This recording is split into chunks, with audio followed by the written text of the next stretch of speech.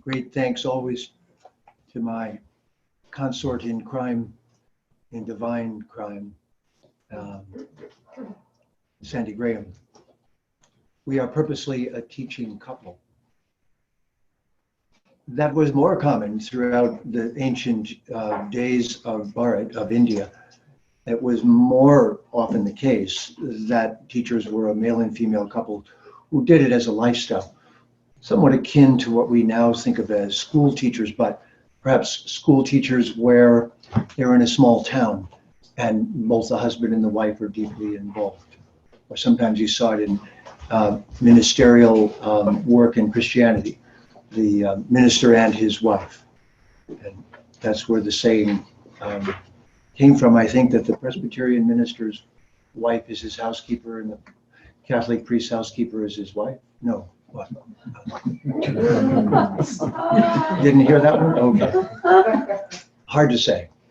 But the idea being that human beings need a male-female role model more than they do a living alone celibate role model at this time in history.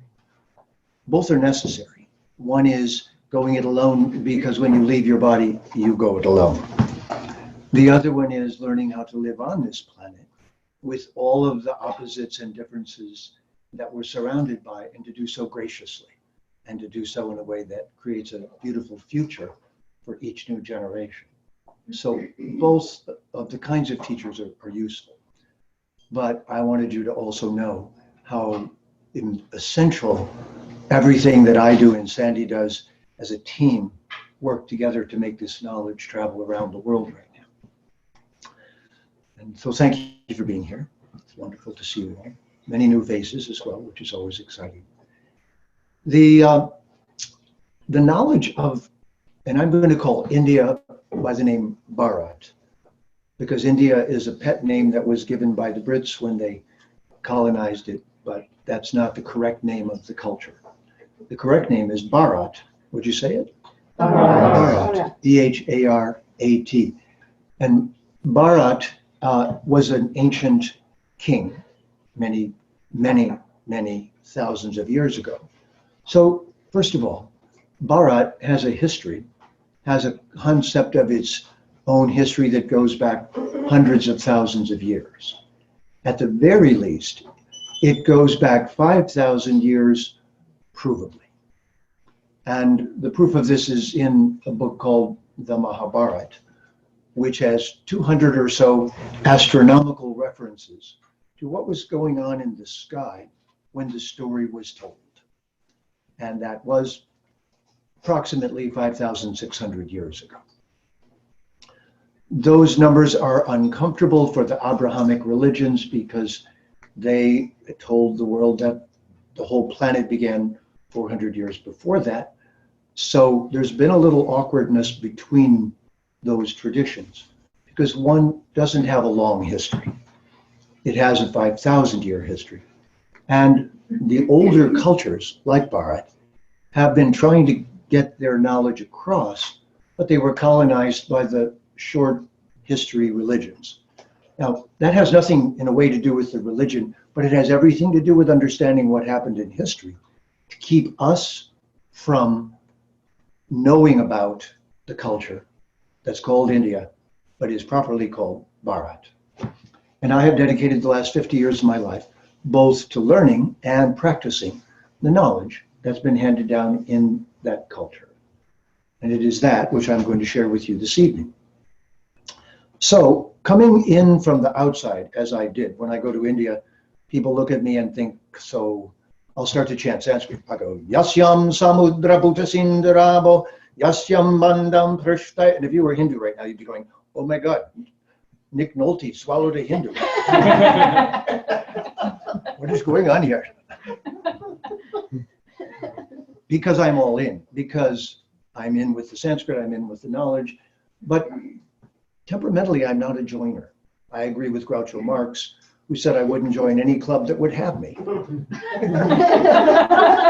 So temperamentally, I'm not a joiner, but intellectually, I'm unable to leave the greatest source of knowledge that you lead me to, or that I discover.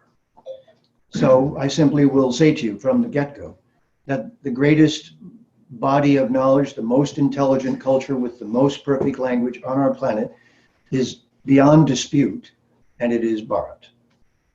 There is no argument about it. There's only an argument about what your flavor is and what you want to do, but that shouldn't be an argument because you get to choose. So this isn't a proselytization. It's not a conversion effort. It's not trying to get people to do something. It's being the representative of a body of knowledge that has been handed down for thousands and thousands, and if you believe that body of knowledge, hundreds of thousands, millions of years. And in this way of looking at life, we weren't cavemen and then crawled up out of our caves and then eventually started to grunt and click and then eventually started inventing knowledge. It's quite the contrary.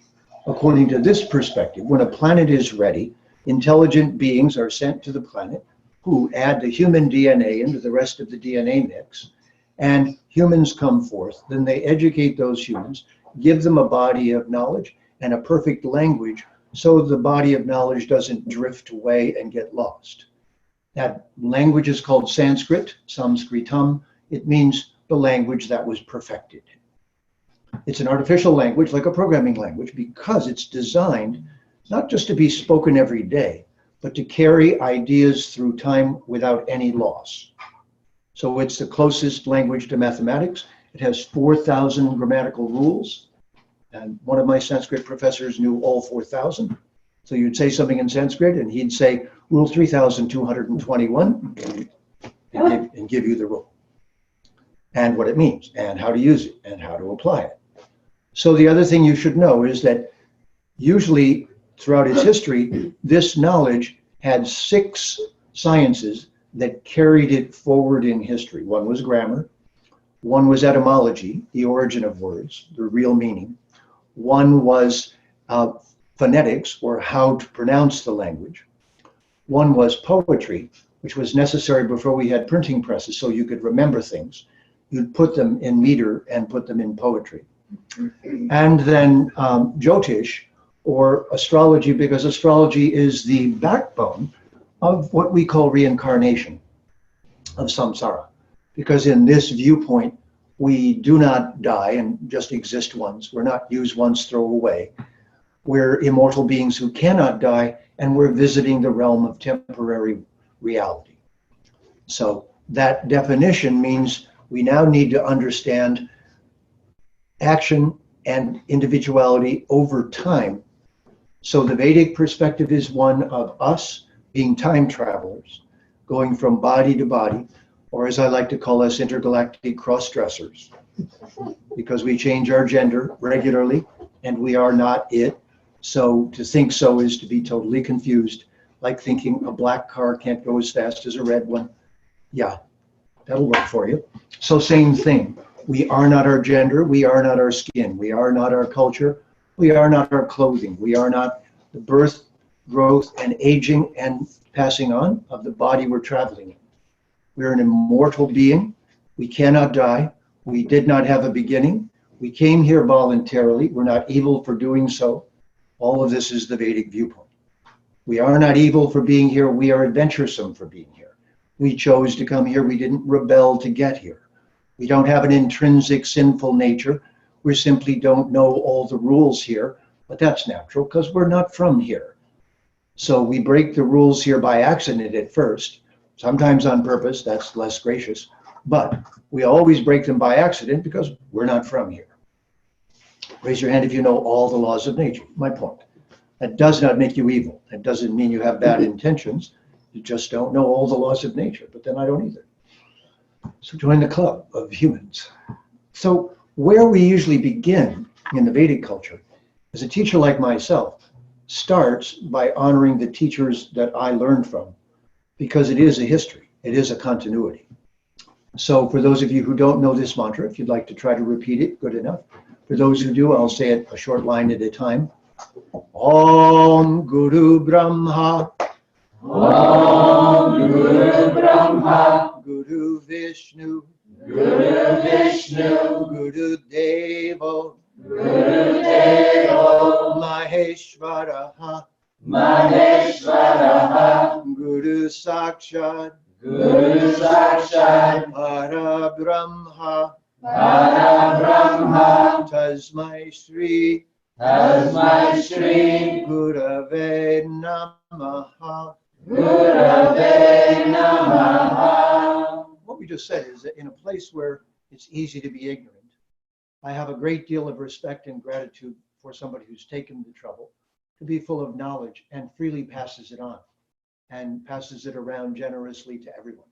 I honor anyone who's had the determination and focus and integrity to do that, and I should expect them to be living what they're teaching. And lastly, that there are 3 departments that they make available to us: the creative department, the recycling department, and the maintaining department. And if you look at the world we're living in, those 3 departments are the 3 that if you neglect one, your life will get messy. If you neglect 2, you may not live to know what happened. And if you neglect 3, obviously you're very confused. This means we all have cells being created right now. We all have cells being destroyed and recycled right now. And we all are trying to sit in our chair with some balance rather than fall over. And we're doing all of those things more or less on purpose. But the guru is someone who gives you insight into the 3 processes in the context of timelessness and immortality, and shares with you knowledge. And knowledge is what humans really need, not money. We really need knowledge of who we are. And we're surrounded by something that begs us to ask that. The question we should automatically ask with no prompting is, why am I here? Who sent me? What is the purpose? What does one get from being here? Is there somewhere else to go? Where do I go next? How did I come here? What's the best way to use being here? And who are all of you? And are we similar? And how then can we live here together without doing the obvious, which is killing each other every time we turn around, which is the least interesting thing that humans can do. See that animals don't do it. They kill each other a little bit once in a while, but not all the time in large numbers. So in some ways, we're the least intelligent, or at least the most confused, very intelligent critter on the planet. So with that in mind, I'm going to try to share with you some of the deepest secrets of the Vedic culture. Veda, it gave us the English word video, which means to see. Video is a Sanskrit word.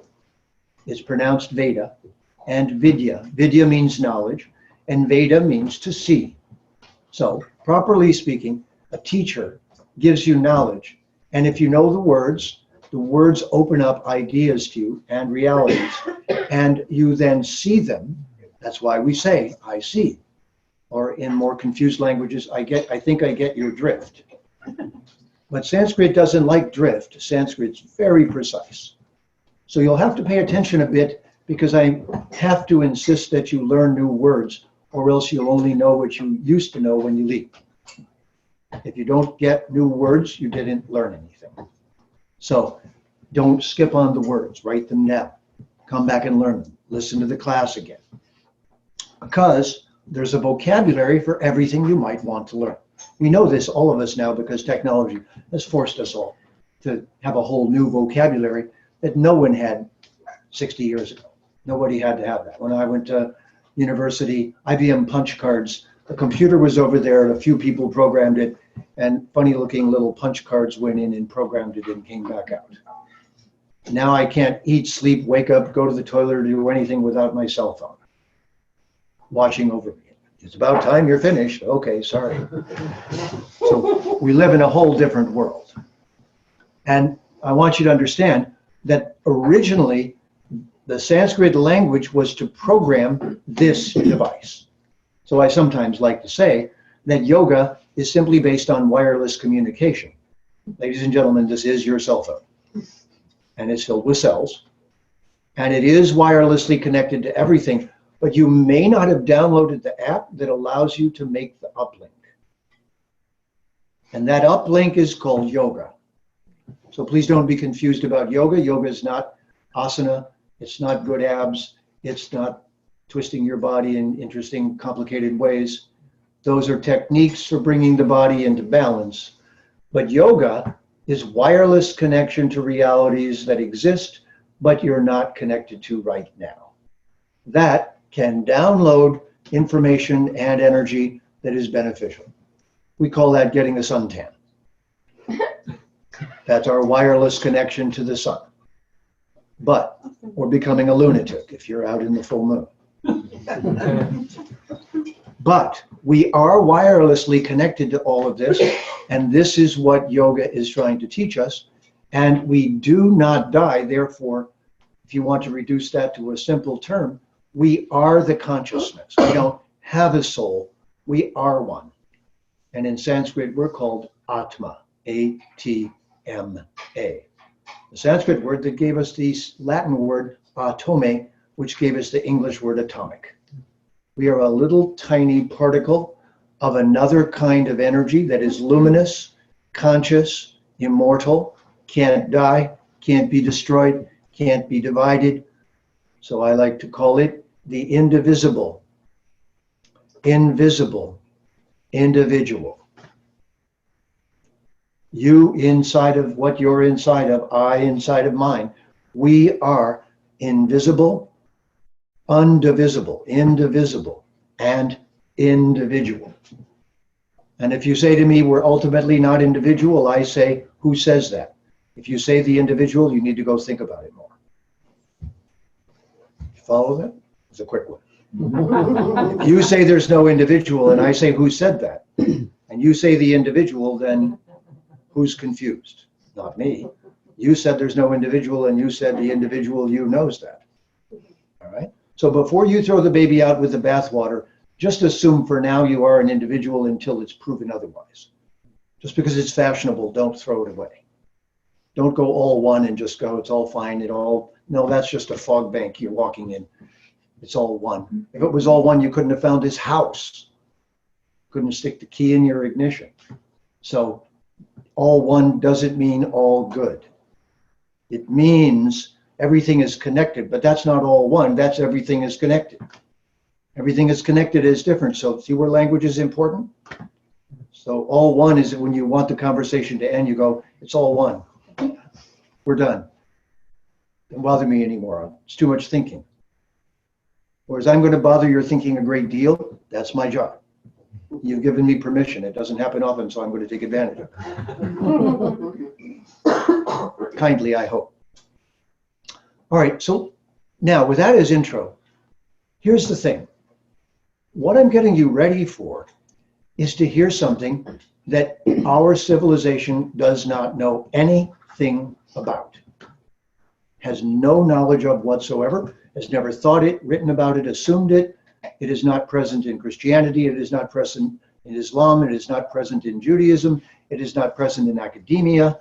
It is unknown entirely to Western civilization. Has not happened, is not written about, and is not known about.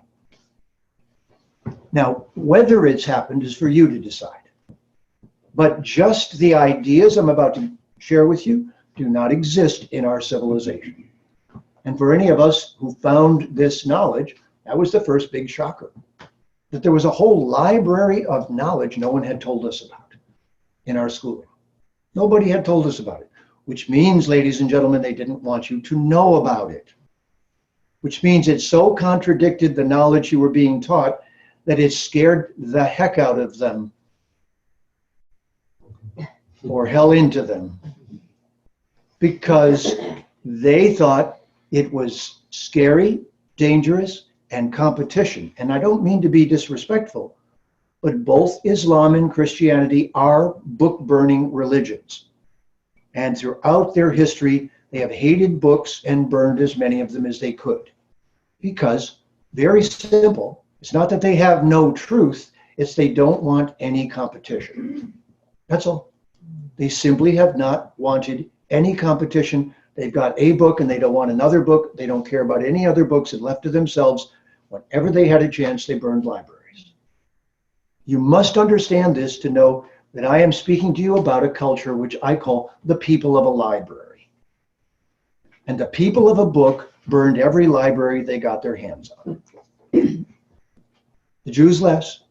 They were book lovers, so they were closet yogis, which is why in the 60s there were Boo-Jews and Hindus.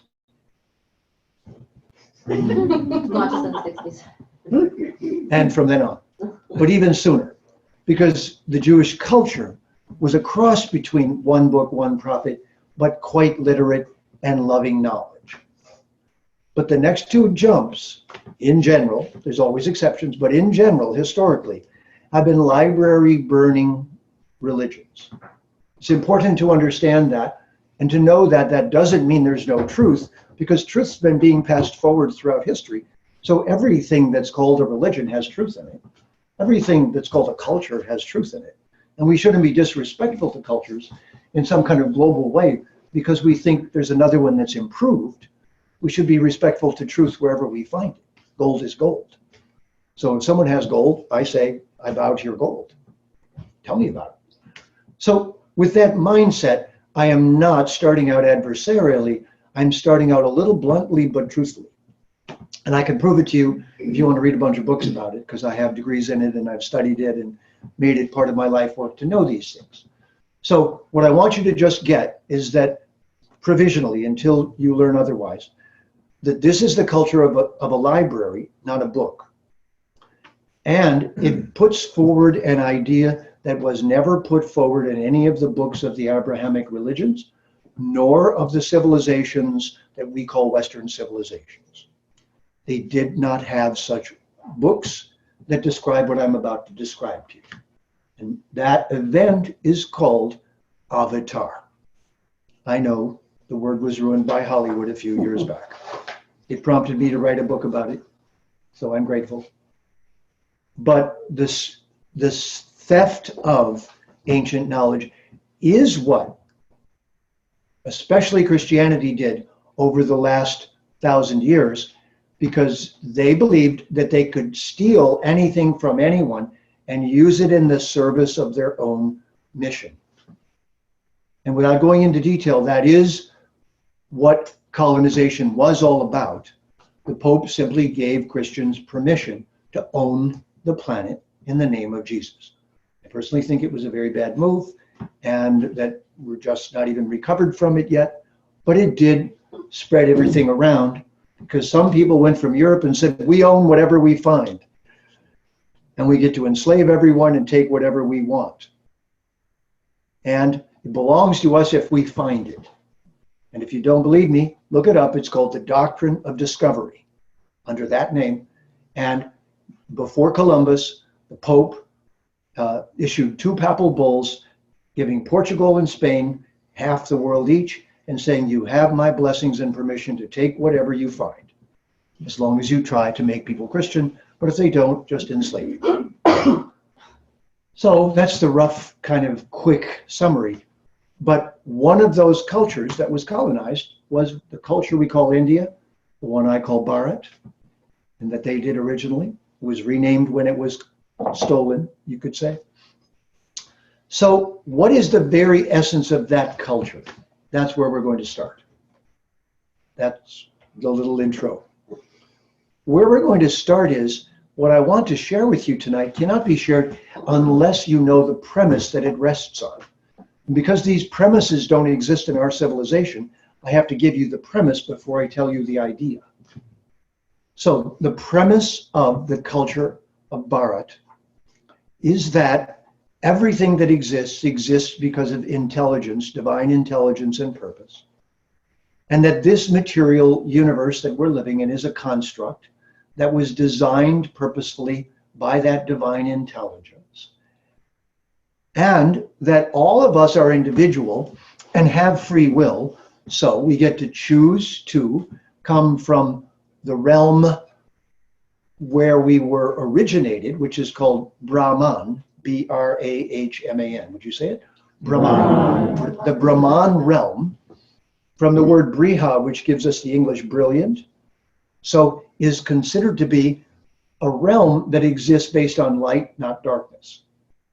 Whereas this realm is based on darkness. All this matter is dark as soon as the lights go out. Just see, this is the fundamental difference. We're in the realm of darkness. We're importing light.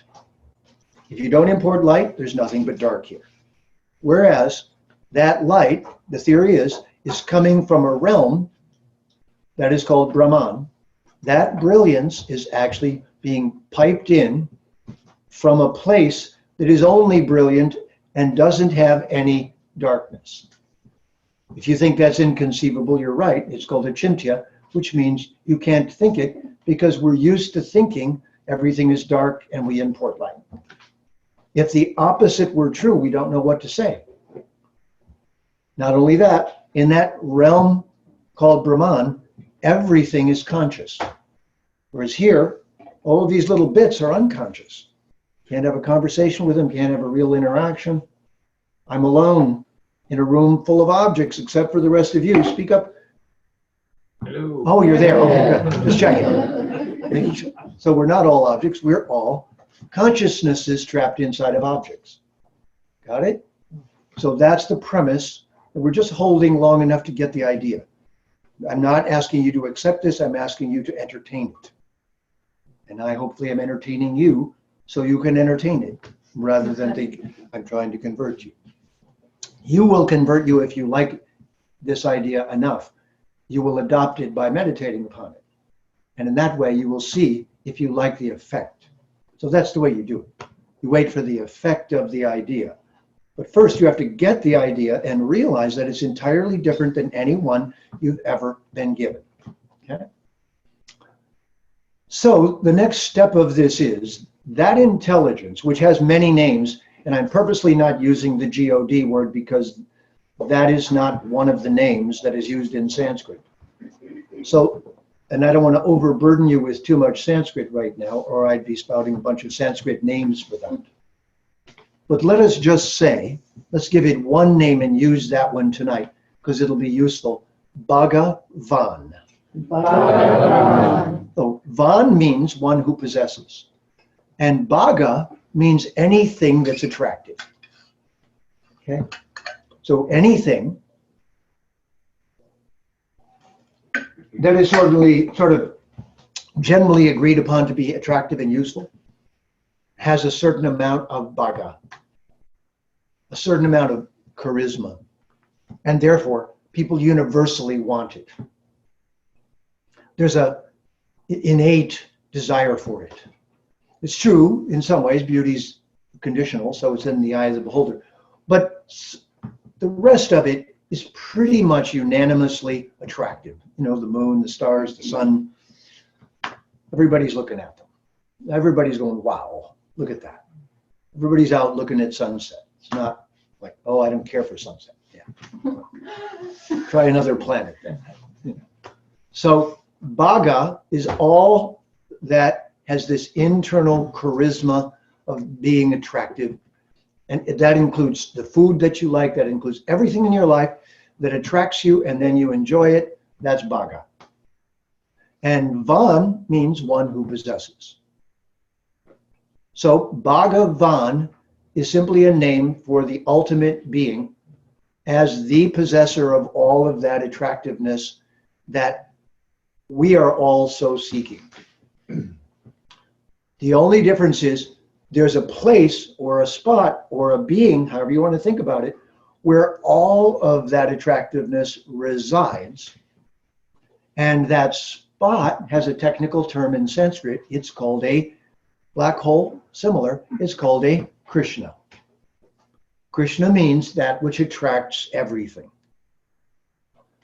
So whatever has a compelling, charismatic, which comes from the Sanskrit Krishna, Christ-like, which comes from the Sanskrit Krishna, Christos, all of that, anything which is compelling in an amazing way is coming from that source. And so that source is not then dangerous, not angry, not dangerous, not difficult to approach, not harmful, hurtful, not unfair, not a dictator, not looking forward to you roasting in hell. Nothing like that. I know you'll miss the barbecue, but it was you. You would have missed it anyway. So this Bhagavan, or this very dynamic word Krishna, is then related to another word.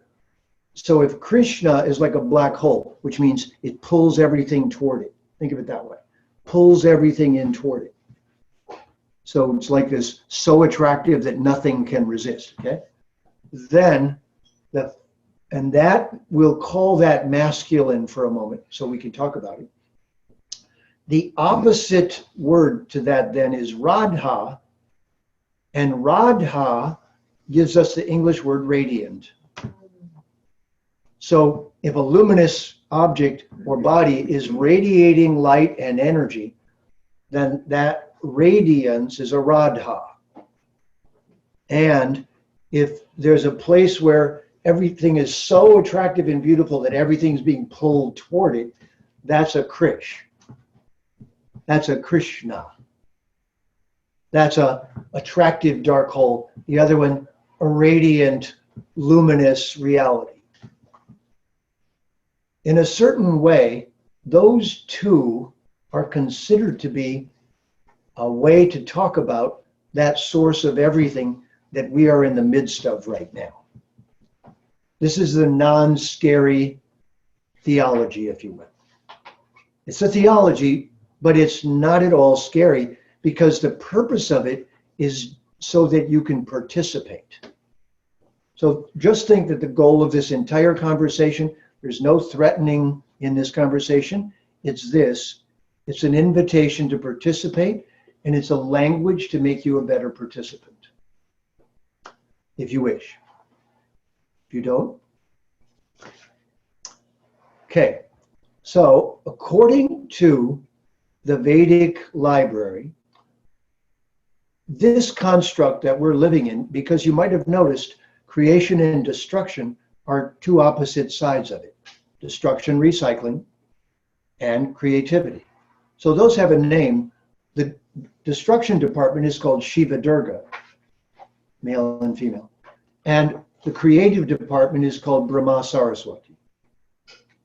There's just three departments. There's a department where your new cells are coming out of. That's your Brahma Saraswati department, your creative department. And then your recycling department is all the cells that are cleaning up the dead cells and other messes and poisons in your body. And if those don't function, you're in trouble. You don't build new cells, you're in trouble. If you don't get rid of the waste, you're in trouble. So think of them as departments of this reality here. Not Brahman, here. In the material environment, you must have them. So let's give that material environment a name. It's called Prakriti. Prakriti. Pra, to produce. Kri, by cause and effect. Et, again and again and again and again and again. Prakriti is the place where everything is temporary. Prakriti. Prakriti. Prakriti. Produce, by cause and effect, again and again and again. That's what's going on around us right now. It's an iteration process. There's some fundamental structure, and then it keeps reproducing itself. Our cells are doing it, the trees are doing it, everything that exists is doing it. It's reiterating itself. Okay? So without that reiteration, it just wouldn't exist. So this is the reiterative place where things only keep refreshing because they're going through that cycle of processes. But the most crucial process is the maintaining department, because if you don't maintain it, these two will run wild.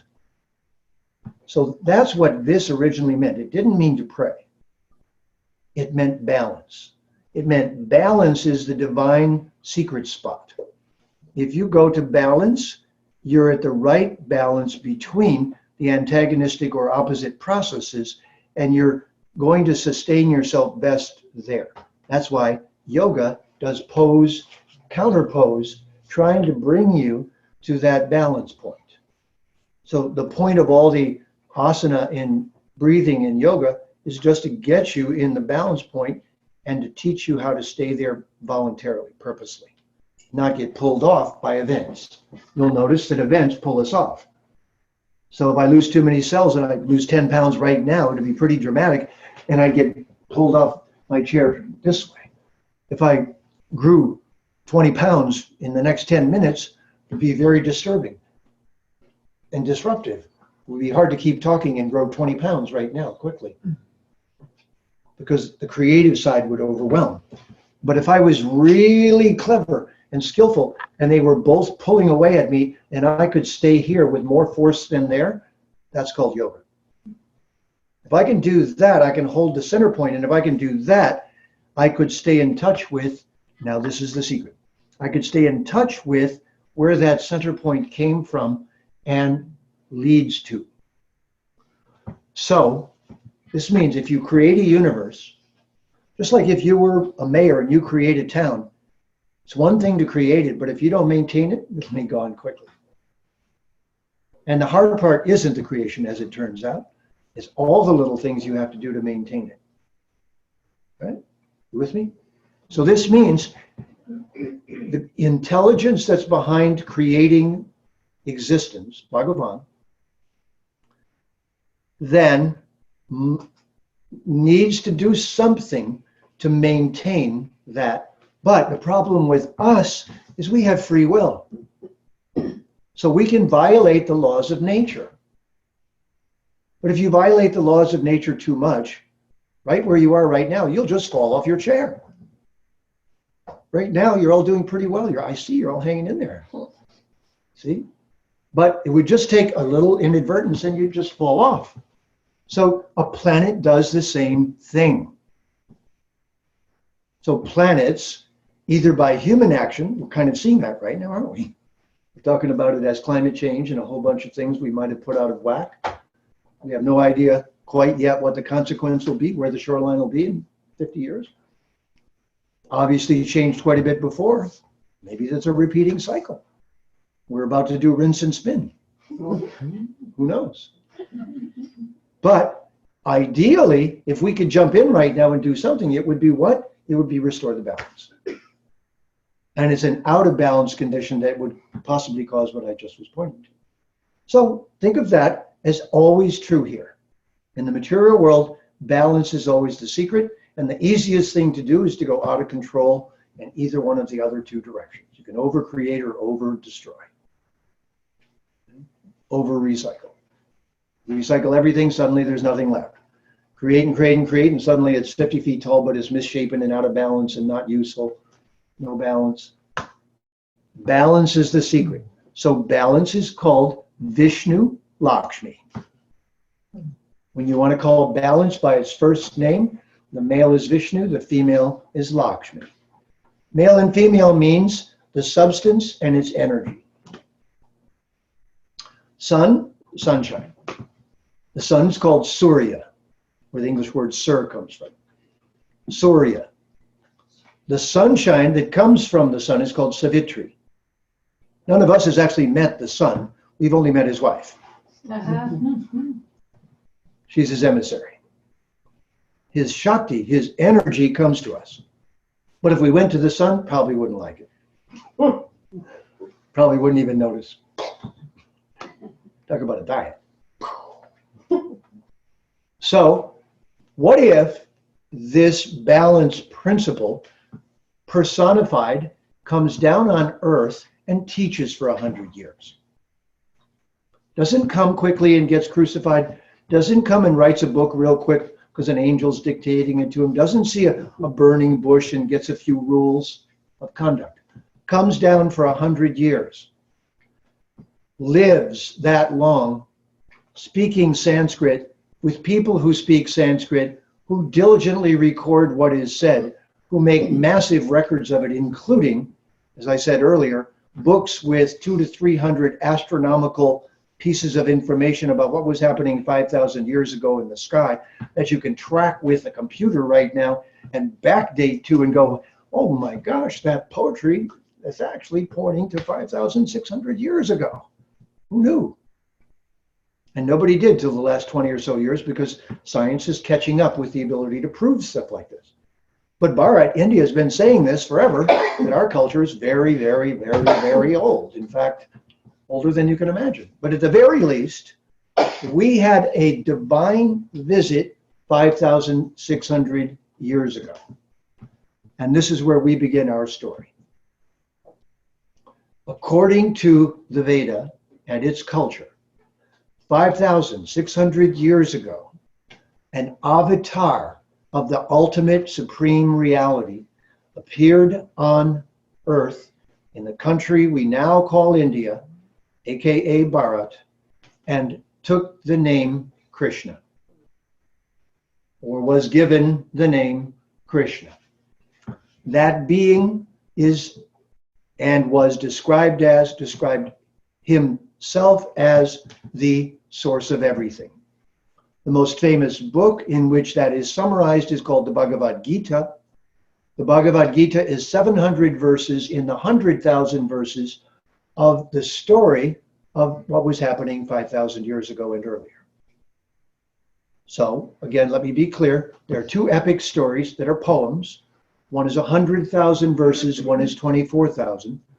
One is about an avatar that came 1,000,000 years ago, named Ram and Sita. And the other one about an avatar who came 5,600 years ago, whose name was Krishna. I am now just reporting to you what the culture of Bharat, of India, says about itself. So were you taught any of this in public school? No. Not a bit. I went through the same school system. Not a bit, not even close. You wouldn't even sniff the lotuses and the jasmine. You wouldn't even be close, because it's purposely been kept out of your consciousness. I really want you to understand and meditate upon that, because you're going to gloss it over if we're not careful. And I'll give you a metaphor. I just got back from Bali, Sandy and I, and something happened interesting there. There was a treasure that used to be from pirates. And at the hotel we stayed at, they dug it up where we were staying, and it was filled with gold bars. And they gave 50 of them to us and said, the first class you have when you get back, give them each one of those gold bars. So we've got one for you upstairs. That's the good news. The bad news is, because they were pirates, the gold was covered in blood. We've washed it off now. But you're going to have to decide if you will accept gold that previously was covered in blood. Okay, so that's up to you to think about. But as we progress, we'll see how we do. Point is, if you have a unique event in history and you don't have a language that, if you have a language that drifts, if you don't have one that's steady, then no matter what you say about it, within 2,000 years, it'll be garbled. Just look at our cultures right now. So what I didn't tell you is that grammar I was mentioning was finished at 600 BC. The most perfect grammar that exists on our planet at 600 BC. And that means that Greek, Latin, and almost all European languages all come from Sanskrit. All of them. It's called Indo-Aryan by linguists, but Indo-Aryan is just Sanskrit, diverting it away from India, from Bharat. Because they didn't want this to happen, what I'm doing. They didn't want everybody to get the actual story, how old this is, and of what it says about itself. Because you're not supposed to believe it because I say it, especially, or they say it until you investigate it. But the proposal is, what if? What if you were the ultimate supreme reality and you were coming to Earth to do avatar? So ava means descend, and tar means to heal and to restore. So what if the point of coming is to balance the planet and to give the humans an opportunity to know who they are? After all, remember, that's the basic human question. Who am I? Why am I here? And where am I going next? If you're not asking that, you're not participating yet. You're just a puppy or a kitty cat or a bovine or something, but you're not a human, because humans are bothered by who am I, why am I here, and where am I going? You should be bothered every day about it. And when you finish with here, you'll go, who am I? Where's my car parked? And where am I going? You'll ask some version of the human questions. You see. But here's the big question, and I'm going to speed forward with this. The real question you should be asking yourself as a human being is, why is it that I keep seeing things that I want and I can't get them, or I get them and they hurt me, or I get them and they don't fulfill the promise they appeared to be offering? Why is it that I'm in this desert and all of these mirages tease me and go, hey, sailor, want some of this? Here, buddy, want some of this? Hey, doesn't that look good? Looks good in the distance. I think I want some. Get up close and go, oops, maybe not. Okay. In other words, why is this world designed to first delude us and attract us and make us completely hungry to want it and then not fulfill us? That is the human question. And it's two separate questions. One, why is everything so amazing that I can't resist it? Who did that? Who made it all irresistible? But it is, if you're honest. If you're honest, it's irresistible. Try not participating. Try just going away from it. You'd all be in a cave right now if you even could do that. But why would you do that? What's in the cave? Just you. And the memories of the stuff you used to like. So, these are the human questions. The question you should be asking is, why does this person drive me crazy? Why are they so beautiful that I can't resist? Why do they make me want to give everything up just to spend a little time with them? That's insane. Okay? Why am I insane? Didn't you start going insane in high school? I did. Junior high. Treasure Walters sat right over there. She just made me crazy. Math or Treasure Walters. Treasure Walters. You can keep your math geometry. Look at her. She's insane. She's beautiful. She's amazing. Who made that? Yeah. Who did that? How? Why does it have such an effect upon me? Remember, I'm 13 years old. And don't tell me this didn't happen to you. I know it did.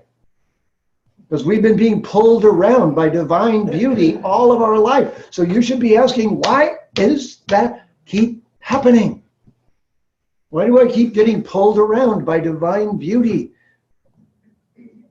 And is it possible that I've gotten jilted and hurt so many times that I'm just not even asking these questions anymore because I'm hurt and frustrated? And because every time I ask them, I just get hurt again. And because my life is miserable. And I see happy people who seem to be getting all those things, but I don't seem to be getting them right now. And I don't even want to talk about it. This is another aspect of the human condition. I've been hurt too many times. I don't want to fall in love again. Don't even talk to me about it. Yes, but why did it happen? Why did Romeo and Juliet at 12 and 13 or 14 and 13 or whatever they were rather die for a few moments of loving each other in a single kiss? Why? This strikes at the very heart of who we are. We are not rational. We are rational to get the irrational things that we want. Or they're not irrational, they're divine. You decide. If you decide they're irrational and a trap, then you will turn against all beauty and you will become something like that. You'll become a curmudgeon and a cynic and go, it's all a trap, don't believe it, I quit. No, that's one of your options. I'm not saying it isn't. And you have good reason for it. If you've been kicked enough and whacked enough and knocked down enough, you could end up there. But look at the wino lying on the street as you walk by with a bottle of Thunderbird having exactly such a day. Does it appear to be a solution? No. Is heroin a solution? No. Is suicide a solution? No, you can't die.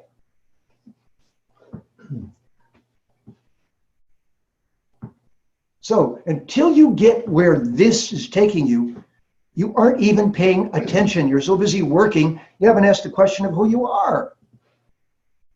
These are the questions that need answers. And if you give up on asking these questions, it's just because life beat the crap out of you. And you said, I'm tired of asking those questions that have no answers. Well, let me tell you, the Vedic civilization says there are very clear answers, and that the supreme being who's the source of all of this came to earth, spent 100 years, and explained it all in very great detail. And that is therefore worth your attention. And yes, they're big books. 100,000 Sanskrit verses. I'm sorry, get over yourself. You're human. Read it. You've watched a bunch of TV shows. Now stop doing that and read the Mahabharata. Read the Ramayana. It's only 100,000 Sanskrit verses. You can do it. Fortunately, it's translated. But at the very least, not doing it is simply ignoring this whole conversation, which is a challenge to you, as it was to me. I was challenging myself in university, and every subject I learned led back to Bharat, led back to India. Study chemistry, it'll lead you back. Study science, it'll lead you back. Study math, it'll lead you back. You're zero. And Arabic numerals weren't Arabic, they were from Bharat, they were from India. They just got colonized. Arabic numerals, nothing. Arabs knew nothing about, they were counting sand fleas in the desert. They didn't have any knowledge of mathematics whatsoever until they stole it from India. So you got to study a little history, but just trust me when I tell you, every one of these subjects, knowledge, mathematics, science as we know it, astronomy, all of it, goes back to Bharat. And so does these questions. So instead of starting out trying to put the fear of God into you, you're already in the club. You're already here experiencing this. If you haven't experienced what I was just talking about, you haven't been paying attention. And if you have been, then you, in order to truly be enthusiastic about the next step of your life, you must let go of all the pain that you've suffered in order to be enthusiastic with childlike enthusiasm about the next piece of learning. Or else you're so damaged, you won't be able to do it this lifetime. And for some people, the one lying on the sidewalk with a bottle of Thunderbird is thinking exactly that. I'm done. I'd kill myself, but I'd rather do it slowly. Yep, we all been there. That's part of our path here. That's part of being here. But then, if you're lucky, you see some beauty. And beauty is truth, and truth is beauty, as the poet said. And if that's true, then a sunrise can get you. A full moon can get you. It doesn't even have to be a sexy, beautiful person. It can be anything. It could be a hummingbird. And you're on your last bottle of Thunderbird, and a hummingbird comes up to you and says, "How you doing?" And you go, "Crap. I've got to find out who made that hummingbird. I can't just kill myself." I'm sorry. Thanks for the reminder. Whatever it takes for you to wake back up, that we're sitting in the midst of the most amazing scientific invention that anyone can conceive of, and they can't conceive of it. It's truly inconceivable. And once you really see that, if you stay there and don't let everything else just dull you down to the point of stupidity, then you'll wake up each morning and go, "Ah! Ah! I'm still in the cosmos. It's orbiting still. Ah! What am I going to do about it?" That is yoga. Without that, yoga is just exercise because you don't like your body. Yeah, none of us do. Because it's trying to die. It's wearing out. But it's not me. So all the more reason I should hear the alarm clock going off. Ding, ding, ding, ding, ding, ding, ding, ding. You're 72. I know. It is. Where are you going next? How do you get there? How did you get here?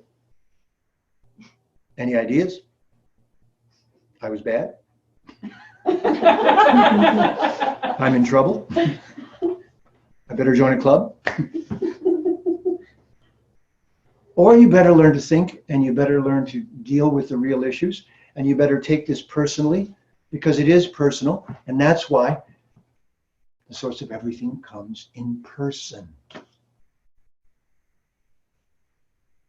Because the secret of being a person is that you get to be personal with the person who's behind all this. Persons. And inside of each camouflaged being is the actual person. And being a human is the moment of awkward self-awareness when we realize that we're only behaving like an animal half the time. And the other half the time, we're a little embarrassed that our animal just peed on the rug. Or did something embarrassing. Because we still have to go to the toilet, and we still have to eat every day, 3 times a day, and we still have to do all those animal things. And yet really our consciousness is thinking, really, I have to work because I have to eat, and I have to poop, and I have to have a house to do that, and plumbing, and that. And if I didn't do all of those things, I wouldn't have to have and then I wouldn't have to go to work. Is there a way to change this? Where am I going? Who am I really? This is heavy lifting. This is the prerequisite for understanding these ideas. But where our civilization has been going is they've been living off the fat of the land for all the stuff they stole from the rest of the world for the last 1,000 years, basically. And we're just about to run out of all that good fortune that we got from stealing from everybody else, and to face each other. Technology is so wonderful, and say, who are you really? Oh my gosh, what's your story?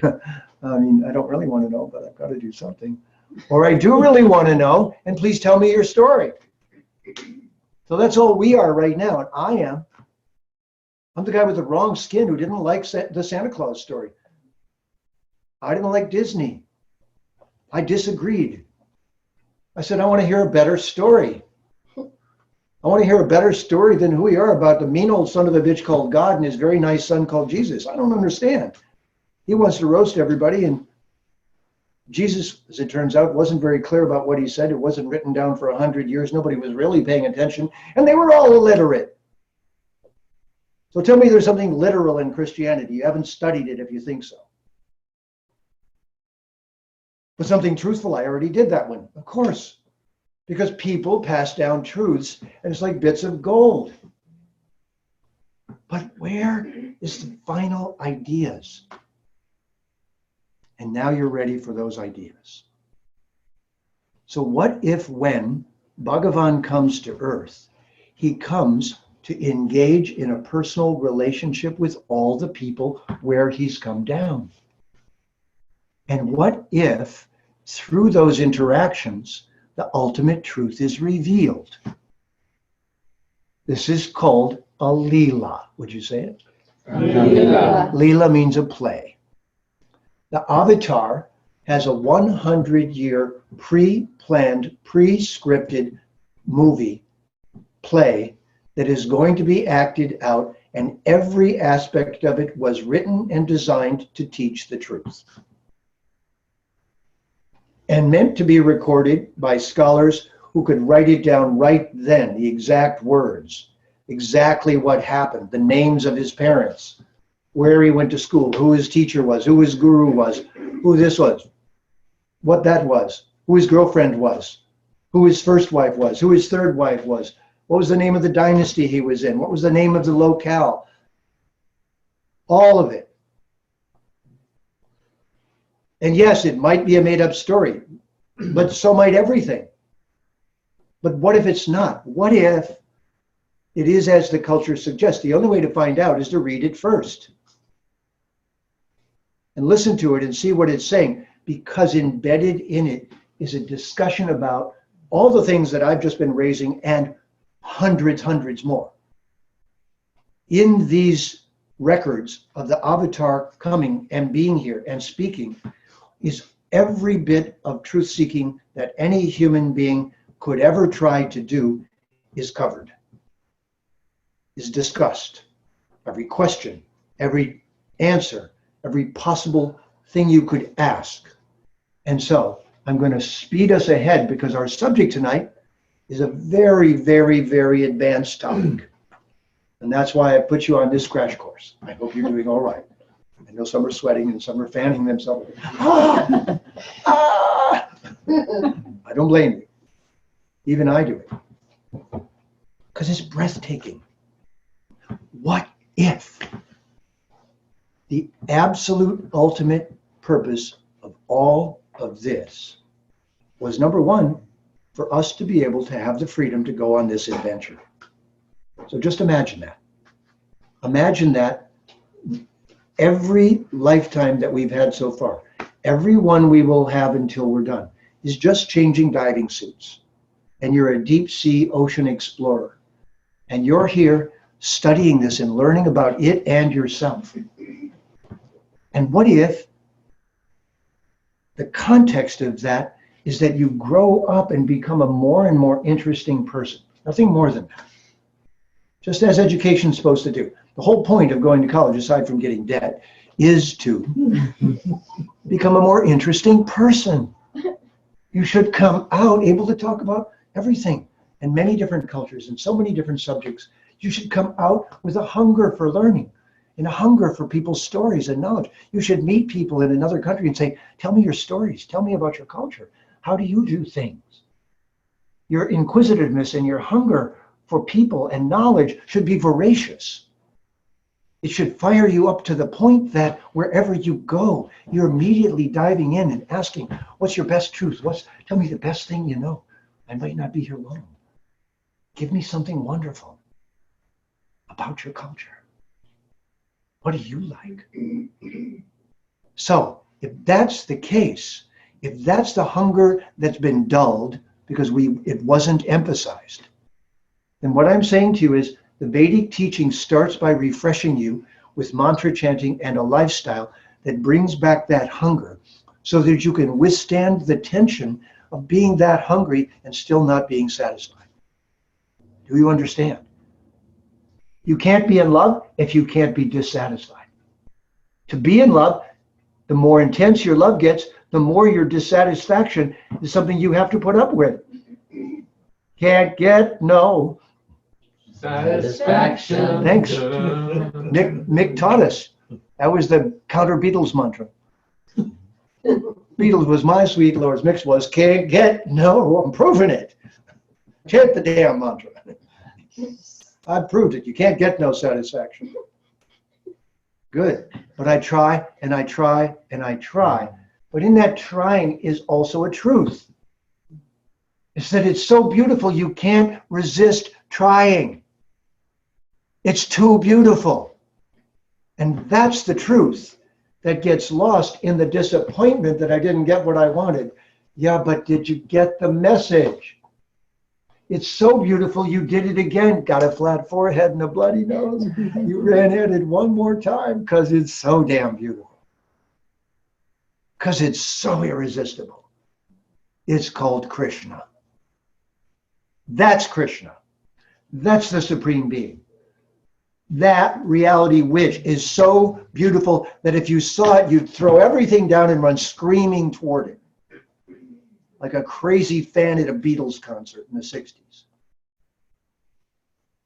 You'd throw everything down and run. Do you understand? We are so afraid of this potential in us because it could become dangerous and unruly. It could drag us right off course. It could make us a dribbling idiot, drooling about what we want. It'd make us cry half the day instead of work. And we get fired because this world makes you dull. Because this stuff is dull. It's unconscious, so it makes us unconscious. What we're doing right now is yoga, and I'm inviting you to wake up. In the way that my gurus did with me. They spoke the truth lovingly, kindly, playfully, but truthfully. The avatar says, wake up, you're sleeping in matter. You've forgotten. You came here on a contract. You came here to find out who you are. And you came here to see the reflected beauty in this inert substance and decide whether you want the real thing. And oh, by the way, I'm the real thing. This is the avatar speaking. I'm the real thing. I'm here to be in front of you again. So when Krishna appeared, everyone could not resist him. If they were female, they just lost it. Just looked at him and went, oh. I mean, completely.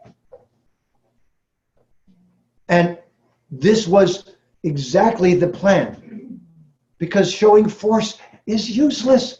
As soon as somebody is stronger than you and they start doing things to show you, they're boring. Want to see my muscles one more time? I really don't care, Rex. I really don't care. It's boring, and so are you. I'll be back. Yeah, we know, Arnie. That's your only line.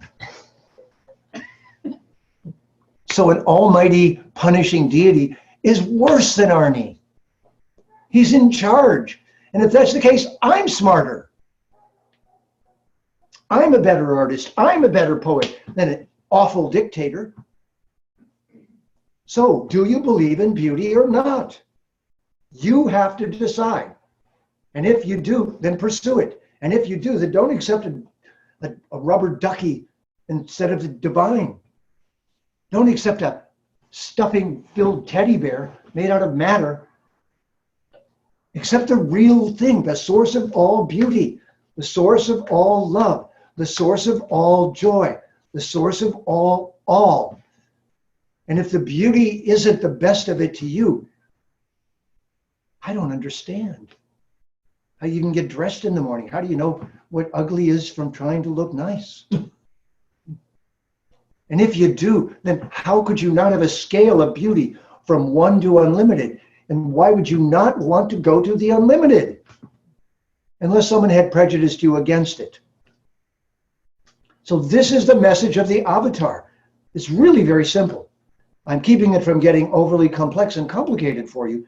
So there's not too much terminology. The supreme reality appears on earth and drives everyone crazy with beauty, intelligence, love, knowledge, and schedules events, Leela. Schedules games.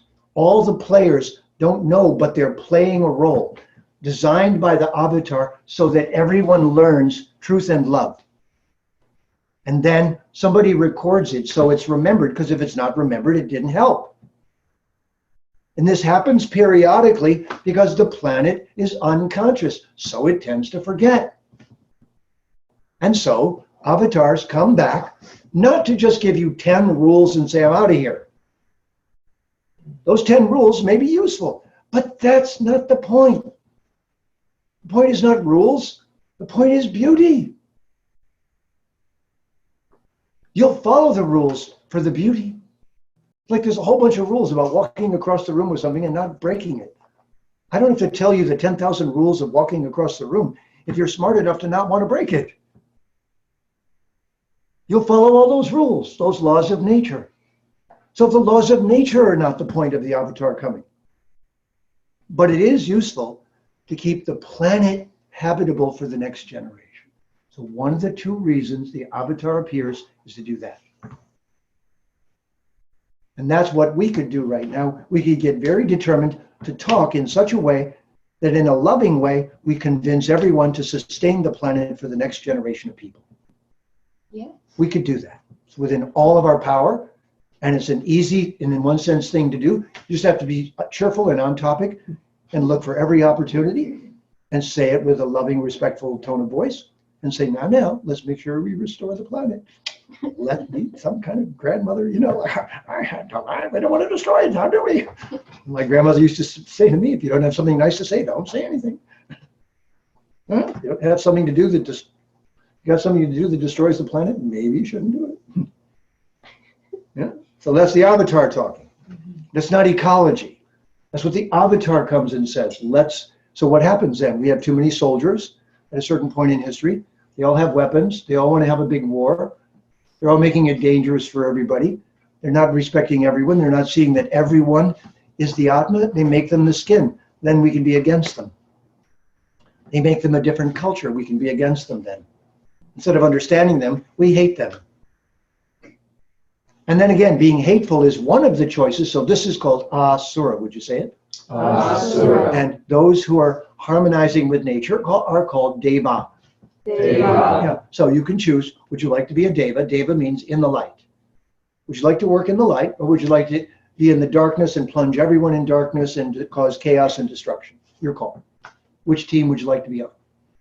So if you make a conscious choice, I want to be on the team that doesn't lie, that tells the truth. I want to be on the team that benefits everybody. I want to be on the team that makes money, but money for everybody. I don't want anyone to starve. I don't want anyone to be left out. Great, then you're a deva. I don't care about them. I don't care about you. I don't care about that. All I care about is me. Okay, Mr. Asura, Mrs. Asura. If you get really powerful with that, you're going to be really dangerous. You're going to think it's all for you. You're going to have 20 billionaires in the whole, or trillionaires in the whole world, and their idiot children are going to spend all the money. Why would we have that? That's horrible. So the avatar, if the avatar was here, I'm not the avatar, but if the avatar was here, if Krishna was here, he'd walk up to those trillionaires and say, listen, you're messing things up. Stop, or I'm going to remove you. It's really quite simple. Stop, or I'm going to remove you. So most people are not the problem, but there's a few people who've decided to be the problem. Those are called asura. They're just spreading darkness, destruction, pain, harm, and they need to be removed. Remember, everyone's immortal, but somebody needs to remove them, so we have a class of beings called warriors. So Krishna's best friend, Arjuna, and Draupadi were in the warrior class of people. Warrior's job is to protect everyone else from the few really bad eggs. They're not supposed to harm the innocent. They're supposed to harm those who would harm the innocent. That's the measure of a proper warrior. So now, let's go to love at another level. I want to change the tone of the conversation, because now I want to tell you some secrets. And thank you for listening. It's not easy to get all of that out in such a way that everyone can really integrate it. So what if there were two sides to the avatar's appearance? One of them you will see in the Mahabharata is about a conflict that arose 5,000 years ago in Bharat. And on one side of that was exactly the kind of selfish Asuric people I was just talking about. And they had taken over enough of the planet that they had to be opposed. And so there was one group that was of the take care of everybody sort, the Devic sort, and one that was of the Asuric sort. And Bhagavan was related to both of them because the two families were cousins. This is eventually going to produce a philosophical discussion between Arjuna and Bhagavan that is called the Bhagavad Gita. And in it, they have a conversation about all the things you really need to know to exist in the material world as an Atma, as a divine being visiting, and to know what to do to go back to the transcendental realm when you're ready. That's the goal of yoga, to cooperate with nature while we're here, to continue our evolution and have the experiences we came here to have without destroying the planet or others as much as possible, causing the least harm. So the Leela of Bhagavan was divided into two segments. The one that I just showed you was in a stronger tone of voice because it was all about understanding the disruptive forces in society and the ones that are trying to somehow oppose that without becoming it. Just where we stand right now in the world.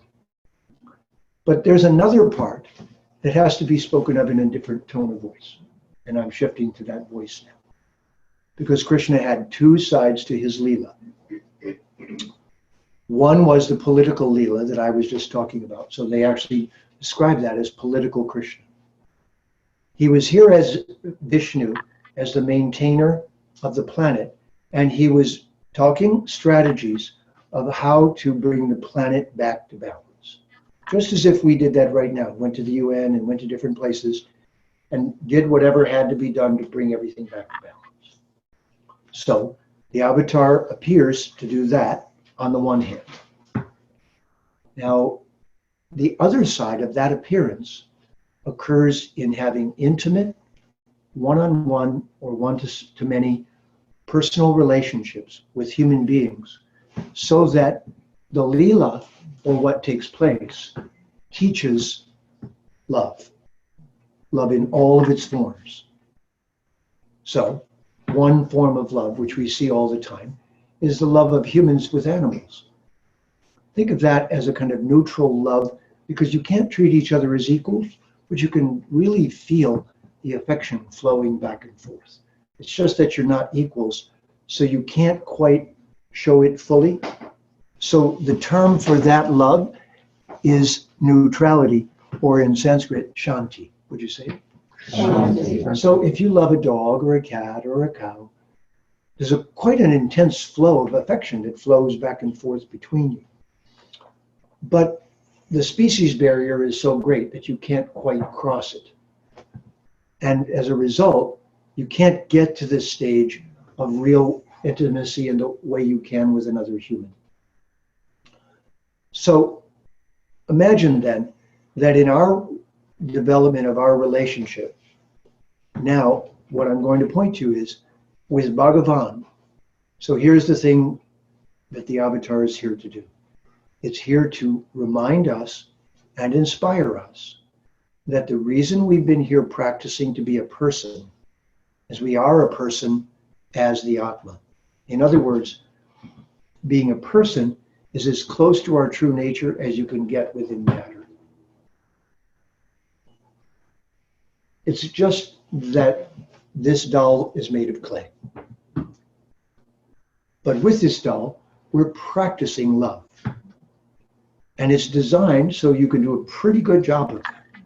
You can really enhance the experience. You can have really profound experiences if you're skillful in loving. And it's more than just artifice. It's a depth of being, and it's a depth of availability, and it's a willingness to risk the exposure that comes from truly loving. And we all are more or less experiencers of this. So as I speak, you can think of moments in your life where you allowed yourself to be exposed in that way to something or someone. If you lost a pet, you can feel the feelings of losing that almost equal friend. Not quite, but such loyalty, such love, such dedication. In some ways, you get it more from the pet than you do from the people, because people are more complicated. So there's a kind of purity in the animal-human relationship that teaches us something. What if the starter relationship for ourselves and Bhagavan is that we become a cow or a dog or some animal and view ourselves as attached to our master? In other words, what if you're looking for an emotional relationship with Bhagavan? You should right now be thinking that. You should be thinking, if I've understood you correctly, Kavindra, what you just said to us is that the Supreme Being comes to earth not as power, not as force, and not as violence, or not as punishment. The Supreme Being comes to earth to balance the planet, but also to develop very intimate, very personal relationships of different kinds with all the humans alive at the time that he's living. Okay. And this is indeed the premise. So unlike the three prophets of the three Abrahamic religions, they weren't supposed to go around and have all kinds of relationships. If you heard that Jesus had 20 girlfriends and it was now documented that he had 20 girlfriends, it would seem very different than the Jesus profile of today. Muhammad did have many wives, and in the culture like ours that is not doing that, it's alienating to people to think that, because they think, how could he do that? So imagine that humans are already under a limitation because we're humans. But the avatar is not a human, it's a person. But the personhood of the avatar is the supreme person. And therefore, the point of coming is to have different kinds of relationships with everyone. The difference is, secretly, and not everyone knows this at that time in history. A few do, a lot don't. That this is, the reason this being is so charismatic is it's Krishna. It is the original being. It is the supreme being. So that's the thing you have to absorb and theoretically accept as possible, that if the supreme being can speak through a microphone, through a prophet, why could the supreme being not also come in person? And if the supreme being did, showing force would be useless, because we're already seeing force. The universe is being held up by a force. So you don't need another demonstration that the source of everything is powerful. So rather what you need is a source of inspiration, that the source of everything as loving as it is powerful. You see that? Is as loving as powerful. And this was the premise on which the history of Bhagavan appearing as an avatar rests. That in his life, he developed intimate, loving relationships. So he was a child to his parents, not just a baby and then all we know in the story grown up. In the story of Krishna's Leela, for example, as a little 3-year-old, he used to put his father's slippers on his head and walk across the room. But this is the being whose energy is holding up the entire universe. And he's playing as a baby. And he's got his supposed father's slippers on his head. It's a game. It's a Leela. But the emotion of the father is amplified by the fact that this is the very source of everything. The being holding up the entire universe is pretending to be a baby and carrying my slippers on his head. So every joy a mother or father had from their children, all those baby moments, now multiply that times 1,000,000, because the emotion is being had with the source of all babies, with the source of all reality, with the source of everything. This is the concept of avatar. That the avatar is inviting all beings to develop a personal relationship. That's the message. But because we get to choose the relationship, when the avatar appears, it's to demonstrate all the different relationships for us by having them with all kinds of different people. And then that becomes a catalog of relationships that you could have, of moods that you could have. You can be a wife, you can be a lover, you can be a father, you can be a mother, you can be a daughter. I'll give you an example. One day, Krishna, and he had an older brother named Balaram, who was a year older than him. So Krishna was 3, Balaram was 4. They were playing in the backyard. This is the Supreme Being, I'll remind you again, who's playing as a 3-year-old. So this is Krishna. He comes in, or rather he's by the back door, and his older brother, who's 4, says, Mom, Krishna's eating dirt again. And Yasoda, Krishna's mother, says, Krishna, your older brother says you're eating dirt. Is that true? And Krishna says, no, it's not. He's lying. You know, he likes to lie. And he comes into the kitchen and says, but if you want, you can look in my mouth. And so baby Krishna, 3 years old, opens his mouth and his mother looks in, and in it she sees the entire cosmos, all the planets, all the galaxies, sees all of the orbits and all the divine beings and everything in its place. And she's looking and sees that this is inside the mouth of her son. She's not hallucinating. He's showing her this because that's who he is. He's that being who contains the universe. So he's just showing her. And she says, oh, well, it's time to fix your lunch. Why did she say that? Why wasn't she endlessly amazed by him showing her that he's powerful enough to have the whole universe in his mouth? Because it's not as interesting as love. Because power is not as interesting as love. Showing me your muscles is not as interesting as being in love with you. And if I am in love with you, showing me your muscles isn't the best thing you could do. There are much better things you could do to show me your love, to teach me about love, to embody love.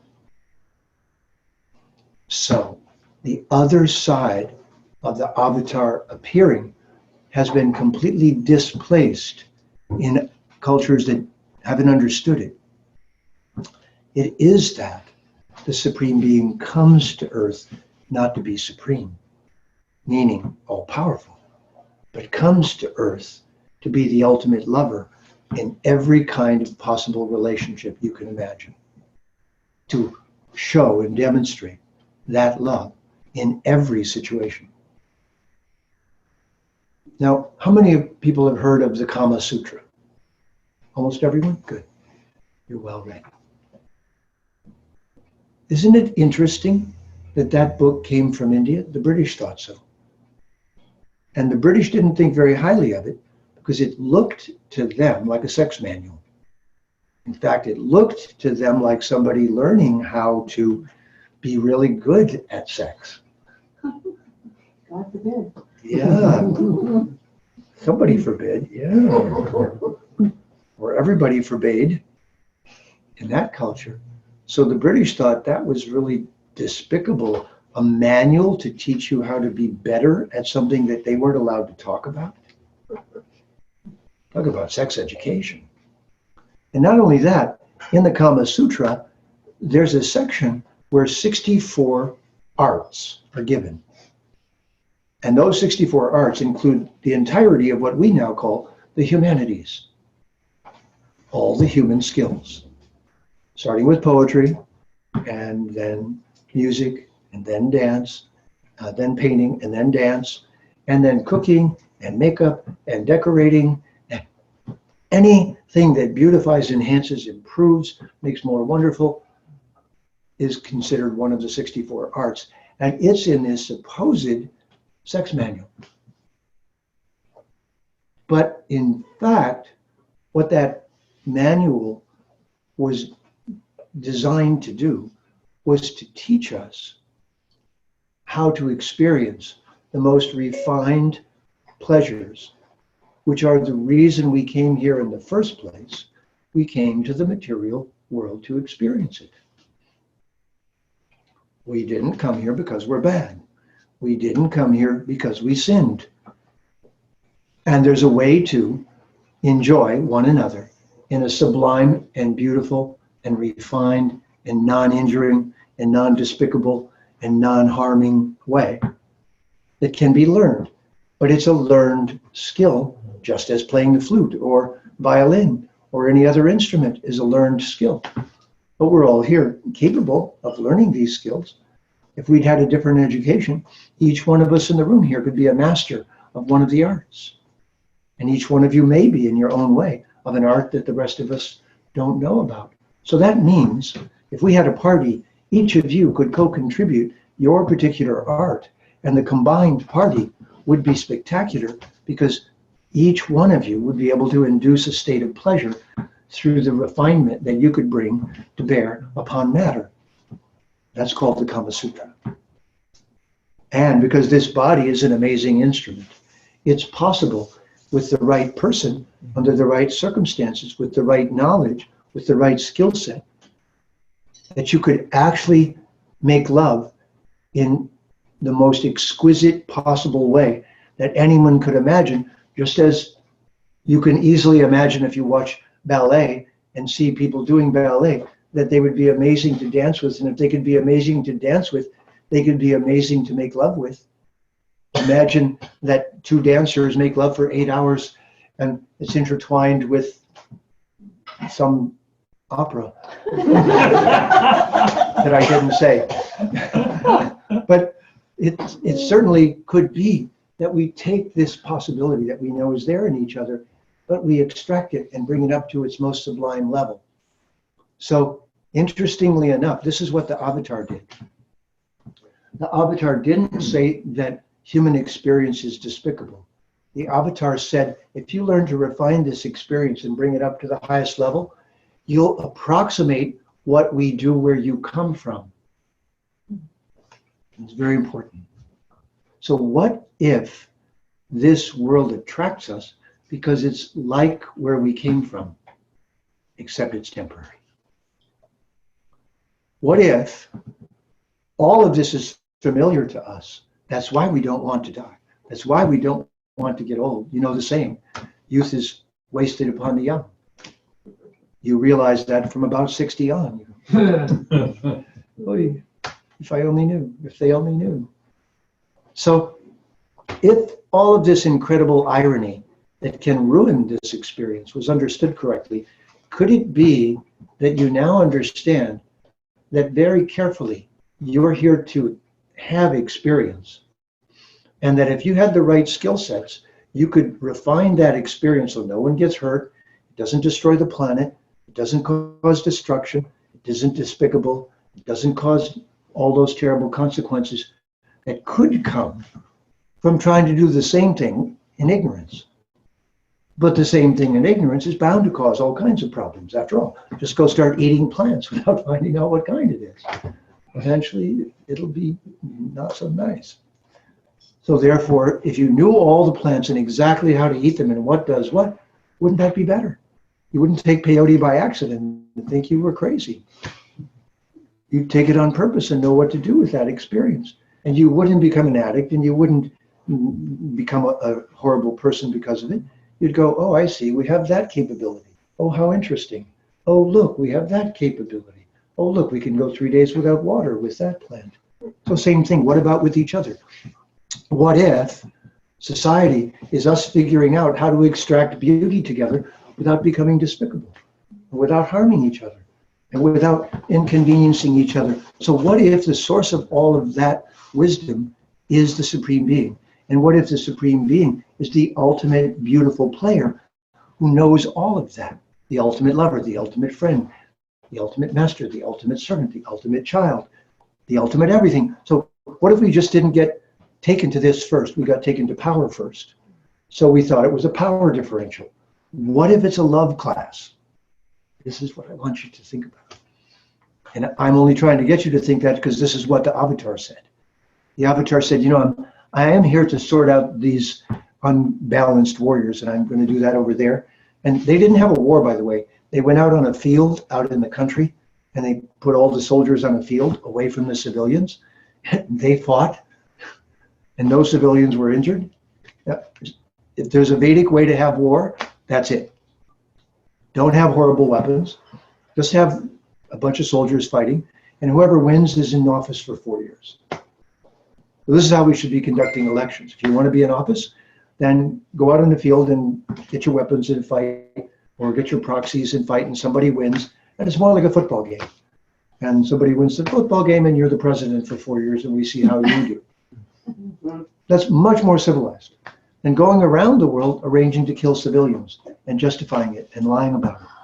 And this is a Vedic truth. I'm not making it up just because of now. It's a Vedic truth.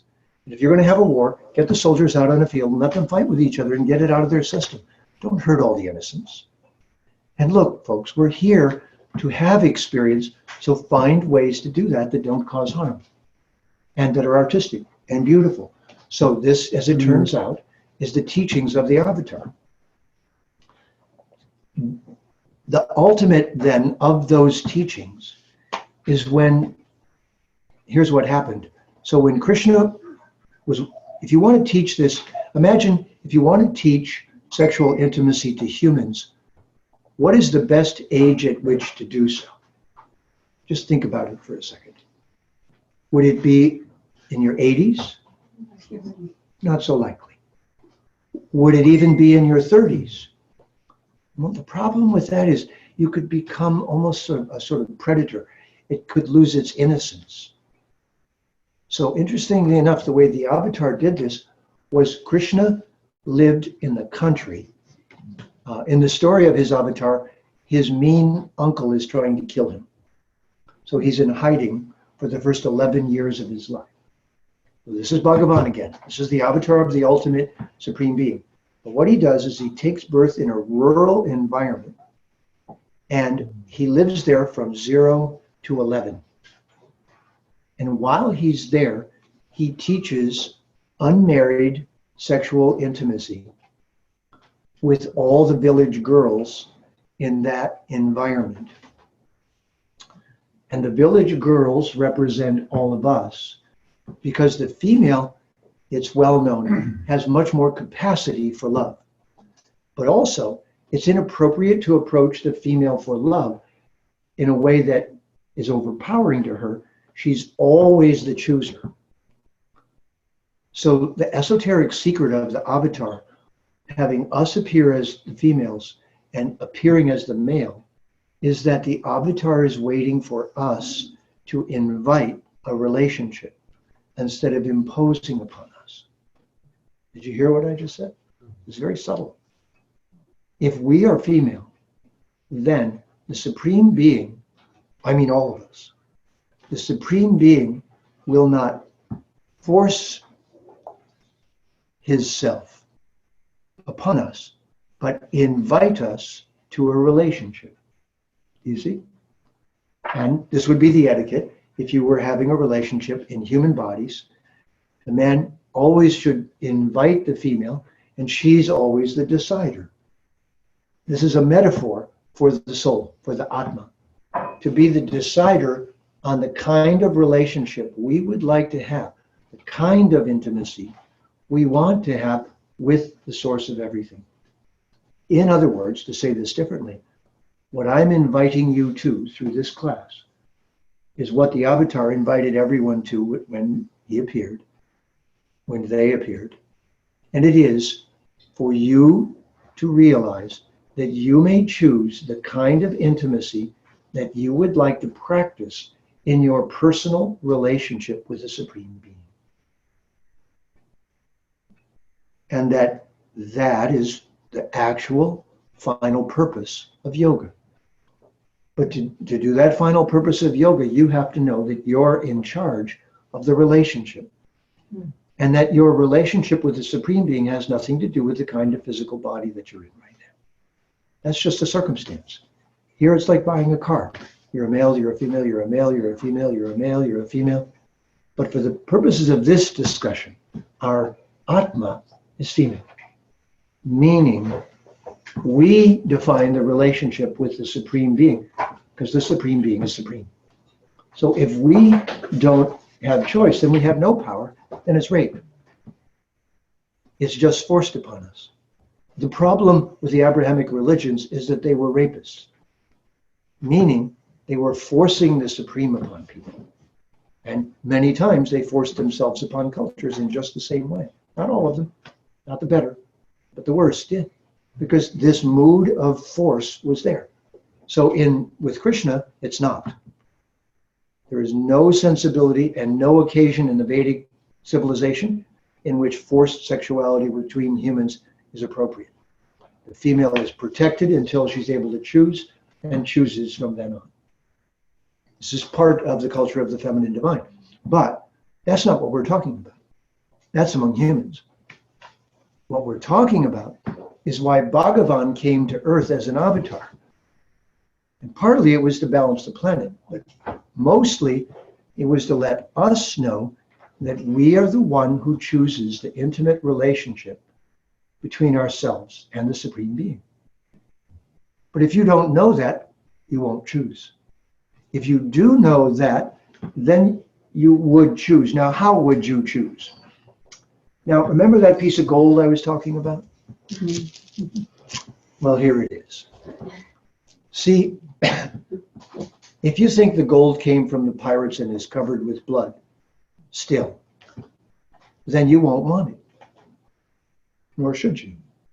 But if you realize there's nothing that pirates can do to gold, they can't bleed on it, they can't do anything to it that will make it not be gold. And gold is just something that exists and came out of the earth. So once it's no longer in their hands, it can be in anyone's hands, and its power will be used for benefit or for harm, depending on whose hands it's in. So the knowledge that I'm teaching to you came into our culture through a boisterous group of sincere ladies and men named the Krishna Consciousness Movement. But they were a little rough and boisterous and sometimes pushy. And if you developed an idea about Krishna from that pushy, boisterous attitude, then you will have resistance to what they were saying because they didn't always say it politely or respectfully. I know because I was in that organization for a while, and I stepped out of the organization but stayed in the teaching because the organization wasn't getting polite enough, fast enough for my taste. So I wouldn't want you to not understand the greatest secret, the actual piece of gold, which is a very simple truth. Because you must be thinking, if you're thinking ahead a bit, why is he telling me that I get to choose my relationship with Bhagavan? Well, because the way you have that relationship is by having intimacy. And the way you have that intimacy is the great secret of the Vedas. You do so through mantra and through sound vibration. Sound vibration is how you press your Atma up against the body of Bhagavan. That's why the Sanskrit is unchanging. It's an immortal language because it's simply the body of the Supreme.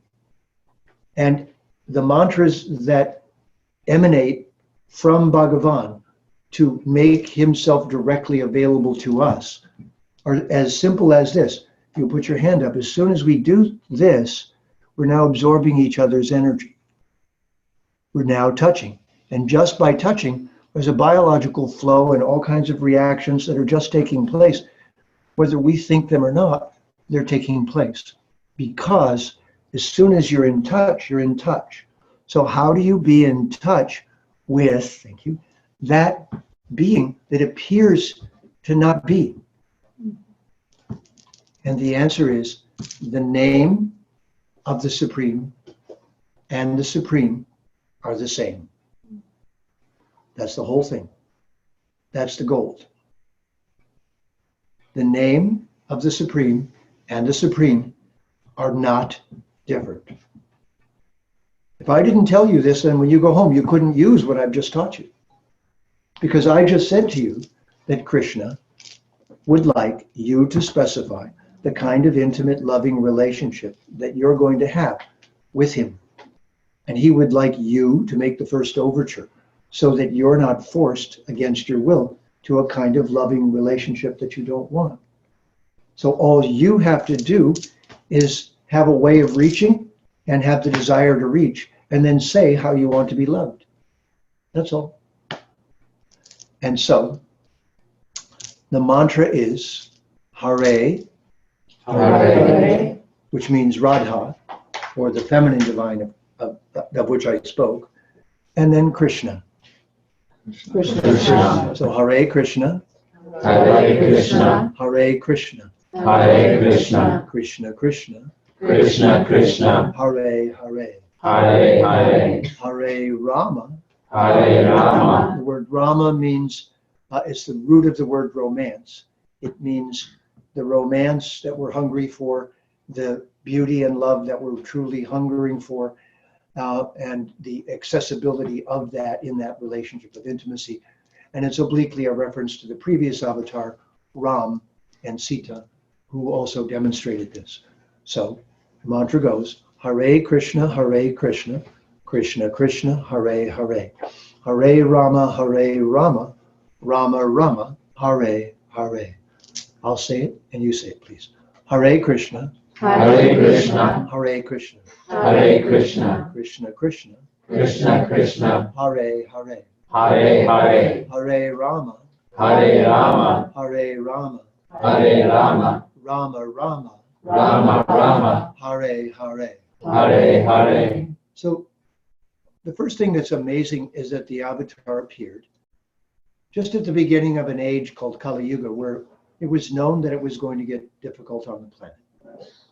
So there was the idea that a message needed to be given that was accessible and loving enough so that no one would be excluded. The things that I've said to you tonight, there is no human being that isn't qualified. Or rather, their qualification simply comes from their eagerness for a loving relationship with the source of everything. That's all.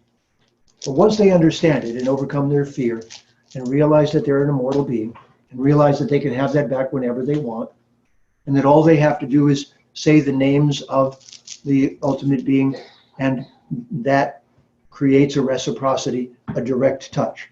So what we did by direct touch, you do by the vibration of those sounds.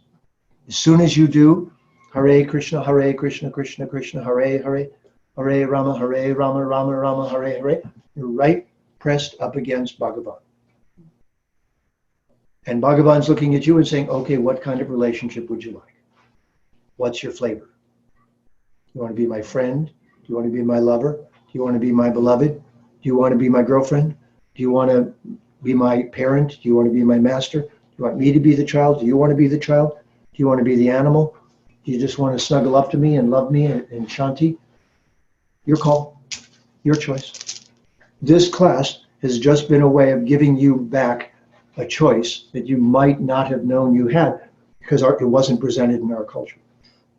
But it is the basis of the culture of India. This is the basis of the whole culture. That you're an immortal being, that's what this means. That I recognize that and see you that way primarily. That I will treat you that way also if I'm in integrity, and therefore I will never do anything to you, with you, that isn't for our mutual betterment and benefit. And I know that we have a common source, and I know that that common source is behind all of this, and I know that that common source wants to direct our conversation and our experiences toward beauty, love, all the things that we all find attractive. But we are in a place where you can forget that. And forgetfulness of that is what happens here if you're not careful. That's all. Doesn't make you evil, it just means you forgot. But as soon as you forget, you'll forget to have access to the source. That's all. So this also isn't praying any more than this is. This isn't praying. I'm not asking for anything. It's just contact. But it's me in contact. So inevitably, if we maintain the contact long enough, she would be with me and I would be with she, because by wishing for the contact, I would be present. So rather than thinking there's something you're asking for, that's exactly the opposite. What you're saying is, here I am. Here I am. And I'm asking to renew our permanent connection. That's all. Once again, nothing you're supposed to do, nothing you have to do. It's automatic once you do it. It's really no different than getting in the sunshine and getting it that you like the sunshine.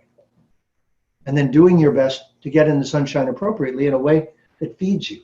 So in this loving relationship, the wildest, delightful romance and intimacy that we have ever conceived, experienced, seen, watched, flavored, tasted, whatever it is, the craziest, most wonderful love that some people just get a few seconds of and are content to go is that intoxicating. That love is Krishna's favorite, as it turns out.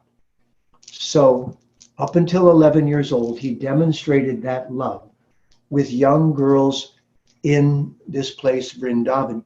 But young girls didn't mean human girls. It was a metaphor. It meant all of us. We're the young girls. It was for us to get it, that our Atma is in the relationship to the source of everything, as it were a young girl. Meaning, we're the chooser. And if you don't choose, nothing will happen. Don't wait for it to happen, because you'll just go through the cycles of matter. But what you choose emotionally, that will be your reality. And if you know a mantra, you can stay on that reality. So these beads, these 108 beads, are a way of doing that mantra with purpose on each bead. And you just go from bead to bead. But what you're actually doing is saying, I want to touch you. I want to be in contact. It's as much touch as this is. And if I didn't let go of her and I said, I'm just never going to let go of you, then she'd have to question if that's the relationship she really wanted. But you see, this is what we have been waiting for, is to somehow have some way of understanding this. But the answer is simple. It's not dangerous. Not knowing it is, but knowing it isn't. And it's not forceful, because you can't be forced, because you have to be hungry. And you have to choose. And you have to sit down and ask for it. And if you don't do it, it isn't happening. The contact is happening when you call out and say, yes, I want it. Yes, I want it. Yes, I want you. Yes, I want you. Yes, I love you. Yes, yes, yes, yes, yes, yes, yes, yes. Can you think it? Of course. But if you don't practice, you probably won't think it. You'll probably get lost in the everyday things that are distracting you within matter. That won't help. That will just get you lost. So this great love can withstand the most intense longing that you put into it. And this is why, and next time we get together, I can talk about this. If you promise to come back and you've been thinking about this part and you're ready, then I can tell you stories about Krishna's romance with his female friends up to the age of 11, and then when he goes and gets married, and all the other romances that he shows. But if I had told you that tonight without this explanation, you wouldn't have known how to implement it. And you might have thought, yeah, the Brits were right. Those Indians were pretty sexy and perverted. And Krishna was like Hugh Hefner. He had all these teenage girls, and what a terrible example he set for everybody. No, no, and no. It's a metaphor for us, and we are the forever young beings. And we are the one not to violate, because we're the tiny one. You understand? That which is of the greatest magnitude should not impose itself upon that which is small, and then call that love. You see? You understand? Feel it? You've got to feel it. Because now where do you put your loving desire? This is the secret. This mantra was given to be used at a time when we're surrounded by despicable, dangerous, ugly, hurtful reality as the world around us goes through stages of decomposition. It may not be ultimately destroyed right away, but it's bad enough that you could obsess about the pains and hurts of the world all the time. If you're empathic, you're feeling it all the time, awake or asleep. And with mantras like this, and this one in particular, if you don't think you've joined the Hare Krishna movement, if you don't think it's got anything, be Groucho Marx, just like I am.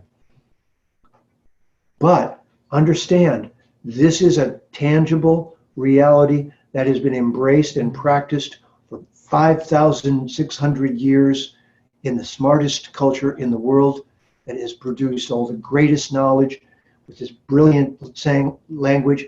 So give yourself a chance and at least try it. Try it long enough that you see what it does. Because that's all I did, and any of us did back in the 60s. So maybe we had psychedelics making us a little more available. But then we didn't do it on psychedelics. And personally, I haven't touched a drug stronger than tea or coffee since 1969, because I became a yogi. So I have no desire to use alternative methods to have the direct experience of the source of everything. I want the direct experience. It's much better unmediated. So that hunger and expressing your hunger primarily there is the deepest teaching yoga has for you. All the rest is details.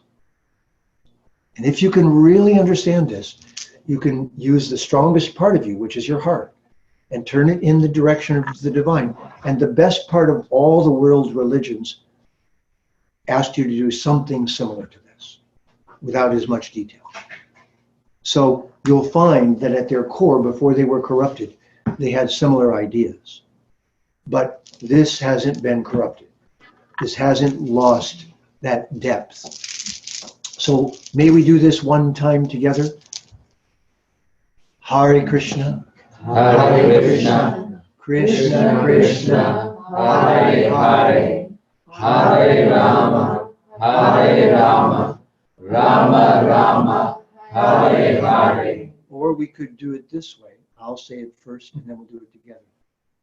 Hare Krishna, Hare Krishna, Krishna Krishna, Hare Hare, Hare Rama, Hare Rama, Rama Rama, Hare Hare. Now, Hare Krishna, Hare Krishna, Krishna Krishna, Hare Hare, Hare Rama, Hare Rama, Rama Rama, Hare Hare. now listen to me.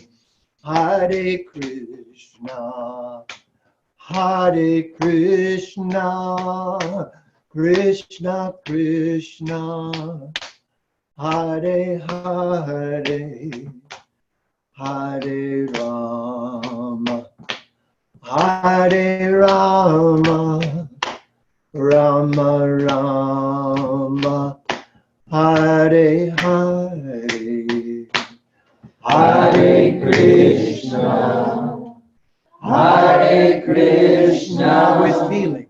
Krishna Krishna, Hare Hare, Hare Rama, Hare Rama, Rama Rama, Hare Hare.